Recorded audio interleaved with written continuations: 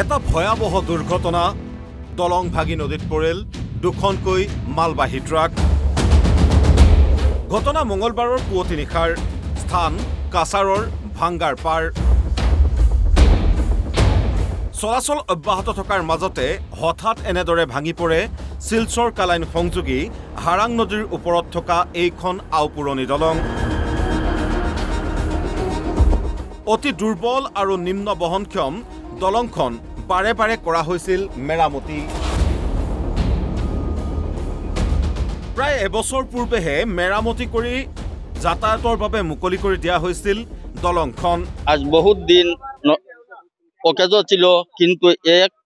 বছরের মধ্যে এই কাজটি করে আজ এক মাস হয়েছে না রাস্তা চলাচল করার জন্য গাড়ি চলাচলের জন্য দেওয়া হয়েছিল কিন্তু আজকে রাত 1:30 ঘটিকার সময় এই ব্রিজটি ভেঙে পড়েছে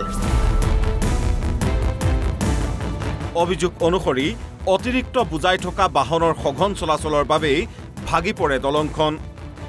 মঙ্গলবাৰে পুৱতি নিশাও অতিৰিক্তভাৱে সুনখিল কঢ়িয়াই অনা দুখন ট্ৰাক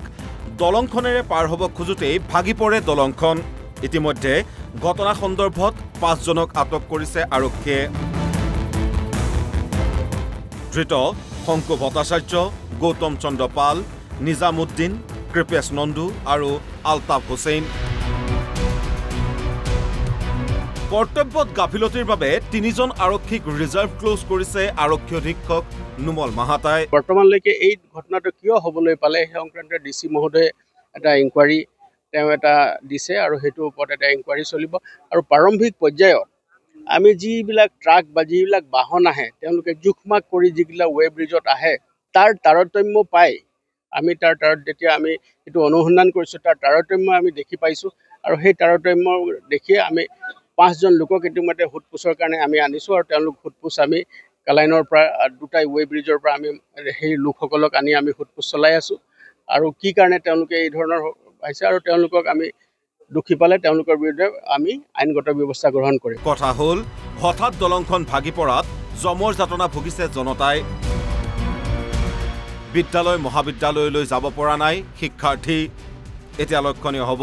প্ৰশাসন তথা চৰকাৰে কিমান তৎপৰতাৰে বিকল্প পথৰ ব্যৱস্থা কৰে শিলচৰৰ পৰা আবুল হুছেইনৰ সহযোগত news desk report NB news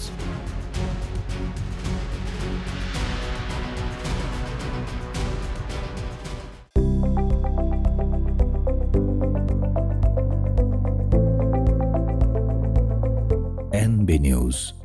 সহজ সৰল ভাষাত নৱভাৰতৰ কথা